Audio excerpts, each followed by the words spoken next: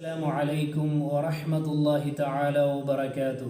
بسم الله والحمد لله والصلاة والسلام على أشرف رسول الله وعلى آله وصحبه أجمعين أما بعد. പ്രിയമുള്ള മുഹിബ്ബീങ്ങളെ, സഹോദരങ്ങളെ, വിശുദ്ധമായ റബീഉൽ അവ്വൽ നമ്മുടെ പടുവാതിക്കൽ എത്തി നിൽക്കുകയാണ്. ഈ അവസരത്തിൽ പല ആളുകൾക്കും വരുന്നൊരു സംശയമാണ്, റബീഉൽ അവ്വൽ 1 എന്നാണ്, അതല്ലെങ്കിൽ റബീഉൽ അവ്വൽ 12 എന്നാണെന്നുള്ള സംശയം പലരും പലപ്പോഴായി ചോദിച്ചത് ശ്രദ്ധയിൽപ്പെട്ടതുകൊണ്ടാണ്, അതിനൊരു നിവാരണം വരുത്തിക്കൊണ്ടാണ് ഈ വീഡിയോയിൽ നിങ്ങളോടൊപ്പം വരുന്നത്.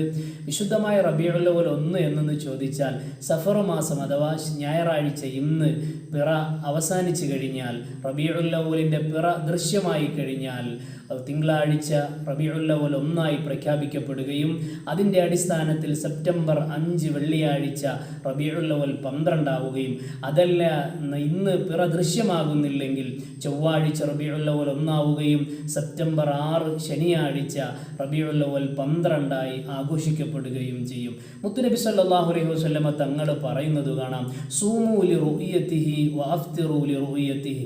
നിങ്ങളുടെ നഗ്ന നേത്രങ്ങൾ കൊണ്ട് നിങ്ങൾക്ക് പിറ ദൃശ്യമായി കഴിഞ്ഞാൽ വിശുദ്ധമായ റമദാനിൽ നോമ്പെടുക്കാനും അതുപോലെ തന്നെ ആ റമദാനിലെ നോമ്പ് അവസാനിപ്പിച്ച് പെരുന്നാൾ ആഘോഷിക്കാനും ഒക്കെ ഹദീസിൻ്റെ വെളിച്ചത്തിൽ മഹത്തുക്കൾ നമ്മളോട് പറയുന്നു.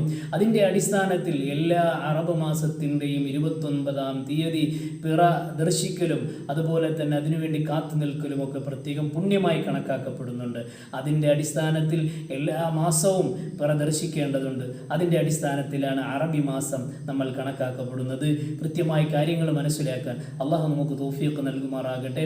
വിശുദ്ധമായ റബീഉൽ അവ്വലിൻ്റെ സന്തോഷത്തിൽ നിങ്ങളോടൊപ്പം ഞാനും പങ്കുചേരുന്നു. അള്ളാഹു എല്ലാവർക്കും ഖൈർ നൽകട്ടെ. ആമീൻ ബിറഹ്മതിക യാ അർഹമർ റഹീമീൻ. അസ്സലാമു അലൈക്കും വറഹ്മത്തുള്ളാഹി തആല വബറകാതുഹു.